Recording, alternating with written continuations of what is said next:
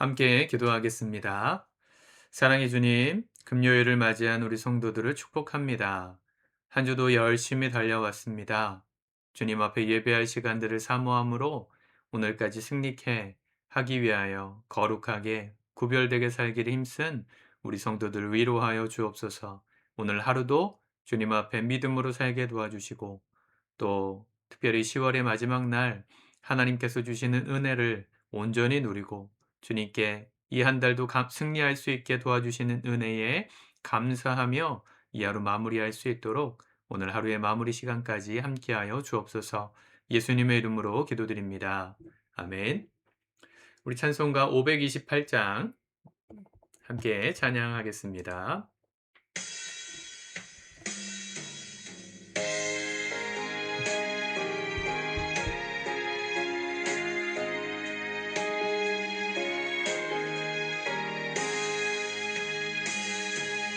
예수가 우리를 부르는 소리 금성 부드러워 문 앞에 나와서 사면을 보며 우리를 기다리네. 오라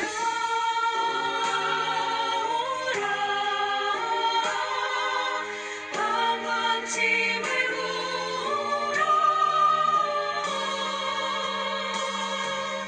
죄 있는 자들아 이리로 오라 주 예수 앞에 오라 간절히 오라고 부르실 때에 우리는 지체하여 주님의 은혜를 외안히 받고 못 들은 채 하려나. 오라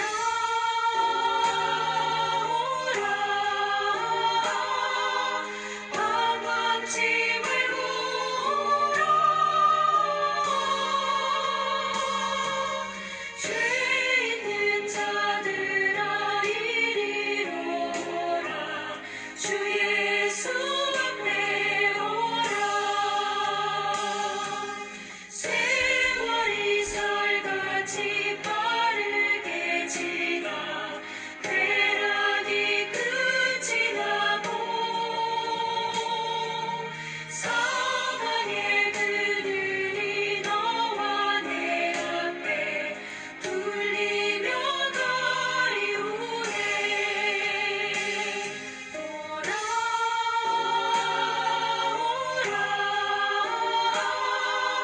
방언짐을 부라 죄 있는 자들아 이리로 오라 주 예수 앞에 오라.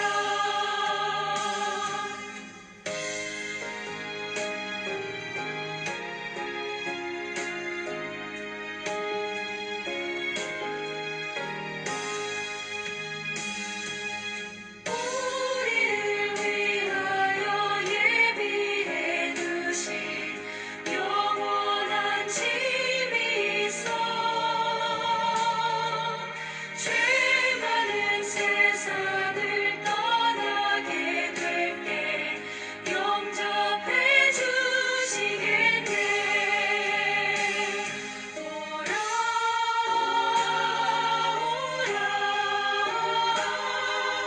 방언짐을 부라 죄 있는 자들아 이리로 오라 주 예수 앞에 오라. 아멘. 오늘 하나님의 말씀은 역대하 36장 마지막 절까지의 말씀입니다. 오늘이 역대하 말씀의 마지막 묵상이죠. 우리 먼저 읽고 묵상하도록 하겠습니다. 36장 그 땅의 백성이 요시아의 아들 여호아하스를 세워 그의 아버지를 대신하여 예루살렘에서 왕으로 삼으니 여호아하스가 왕위에 오를 때에 나이가 23세더라. 그가 예루살렘에서 다스린 지 석 달에 애굽 왕이 예루살렘에서 그의 왕위를 폐하고 또 그 나라에 은 100달란트와 금 1달란트를 벌금으로 내게 하며 애굽 왕 느고가 또 그의 형제 엘리야김을 세워 유다와 예루살렘 왕으로 삼고 그의 이름을 고쳐 여호야김이라 하고 그의 형제 여호아하스를 애굽으로 잡아갔더라. 여호야김이 왕위에 오를 때에 나이가 25세라. 예루살렘에서 11년 동안 다스리며 그의 하나님 여호와 보시기에 악을 행하였더라. 바벨론 왕 느부갓네살이 올라와서 그를 치고 그를 쇠사슬로 결박하여 바벨론으로 잡아가고 느부갓네살이 또 여호와의 전 기구들을 바벨론으로 가져다가 바벨론에 있는 자기 신당에 두었더라. 여호야김의 남은 사적과 그가 행한 모든 가증한 일들과 그에게 발견된 악행이 이스라엘과 유다 열왕기에 기록되니라.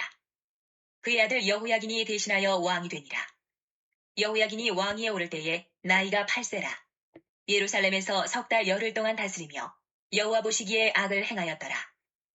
그 해에 느부갓네살 왕이 사람을 보내어 여호야긴을 바벨론으로 잡아가고 여호와의 전에 귀한 그릇들도 함께 가져가고 그의 숙부 시드기야를 세워 유다와 예루살렘 왕으로 삼았더라. 시드기야가 왕위에 오를 때에 나이가 21세라.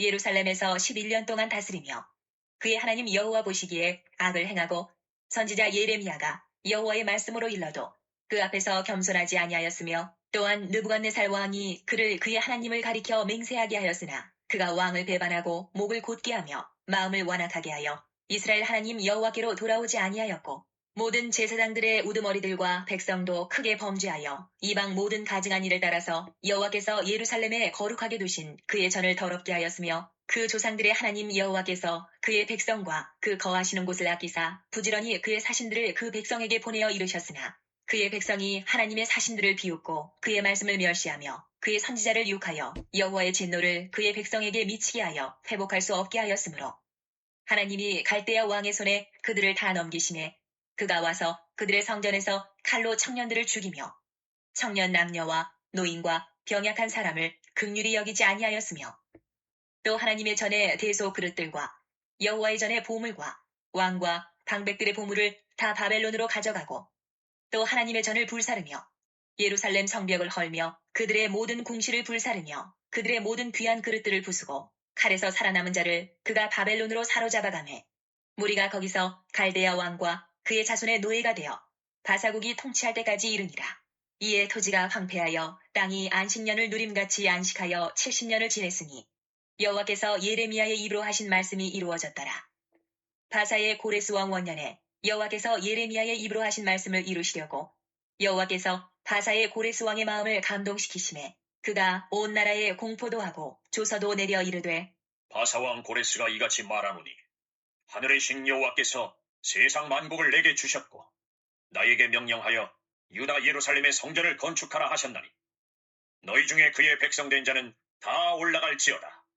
너희 하나님 여호와께서 함께 하시기를 원하노라 하였더라. 아멘.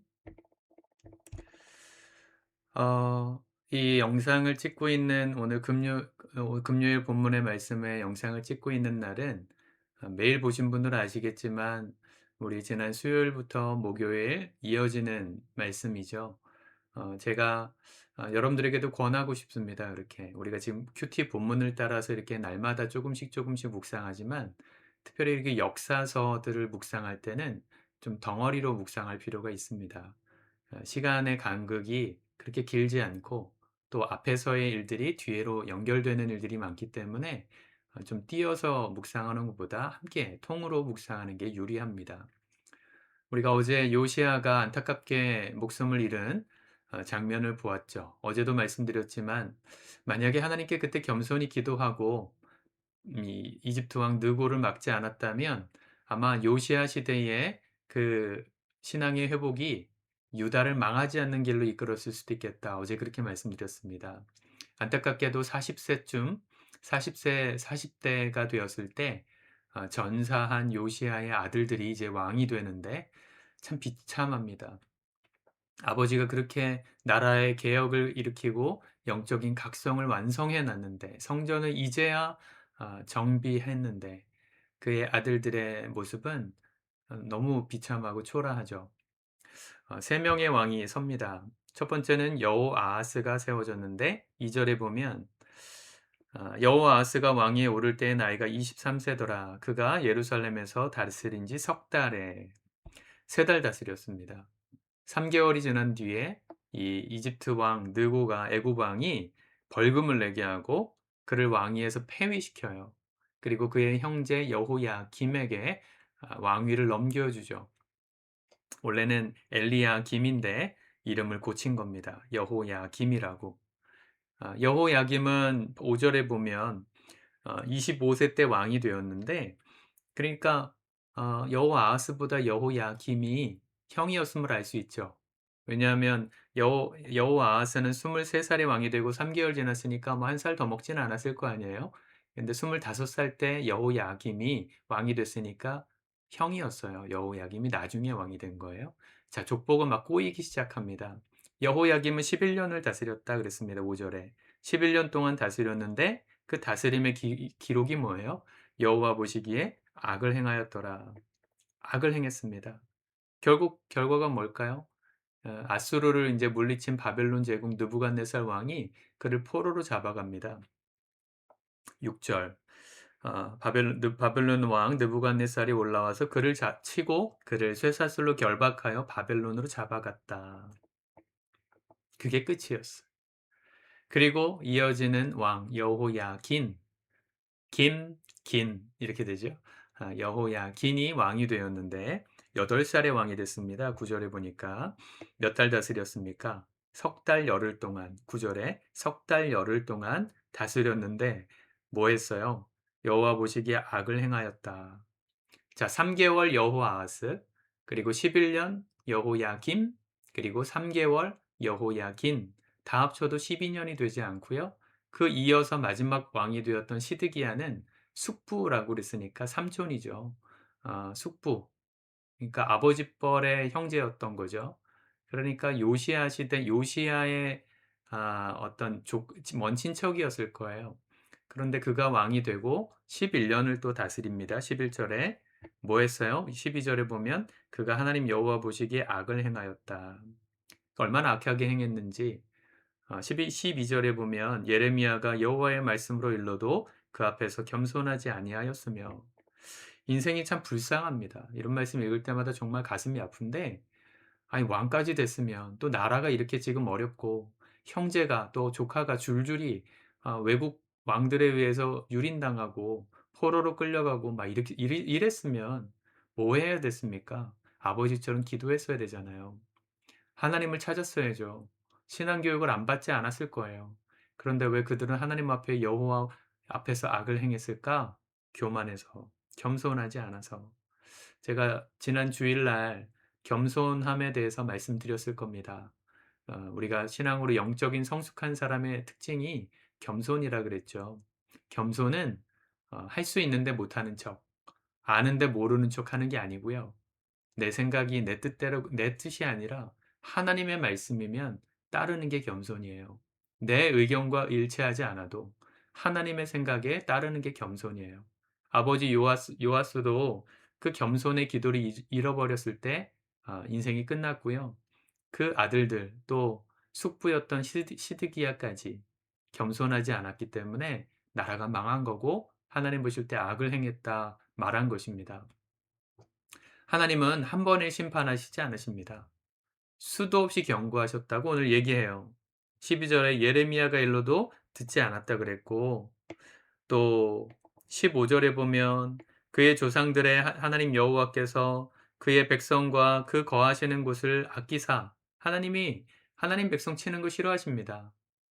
아끼셔서 부지런히 그의 사신들을 그 백성에게 보내어 이르셨으나 그 백성이 하나님의 사신들을 비웃고 그의 말씀을 멸시하며 그의 선지자를 욕하여 여호와의 진노를 그 백성에게 미치게 하여 회복할 수 없게 하였으므로 하나님이 갈대아 왕의 손에 그들을 다 넘기시었다 그랬습니다. 수도 없이 경고하셨고 수도 없이 기회를 주셨습니다.